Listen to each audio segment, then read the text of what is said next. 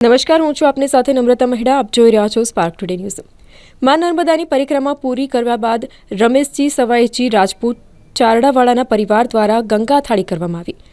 3300 કિલોમીટરની માં નર્મદાની પગપાળા પરિક્રમા પૂરી ગંગા થાળી કરી, જેમાં પરમ પૂજ્ય પદ્મભૂષણ શ્રી સ્વામી સચ્ચિદાનંદજી બાપુ અને પધારેલ મહેમાનોનું સ્વાગત અને સન્માન અમરીબા હરસિંહજી રાજપૂત પરિવાર દ્વારા કરવામાં આવ્યું.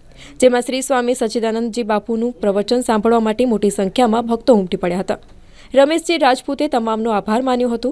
આ ગંગા થાળીના પ્રસંગમાં ચારડાના સંત શ્રીરામ લખનદાસ બાપુ, વાવ રાણા ગજેન્દ્રસિંહ ચૌહાણ, થરાદ પૂર્વ ધારાસભ્ય ગુલાબસિંહ રાજપૂત, રાજપૂત સમાજના અગ્રણી ડીડી રાજપૂત, કાનજીભાઈ રાજપૂત, બનાસ બેંકના director Shaileshbhai Patel, Jivrajba Patel, K PV Gadhvi, સાથે જ Ajaybhai Ojha, Pathusinh Rajput, doctor Ukabhai Rajput, TP Rajput, Dineshbhai Barot, doctor J Patel સહિતના સંતો આગેવાનો મોટી સંખ્યામાં ઉપસ્થિત રહ્યા હતા. શ્રી સ્વામી સચ્ચિદાનંદ બાપુના પ્રવચન સાંભળ્યા બાદ તમામે ભોજન પ્રસાદ લીધો હતો.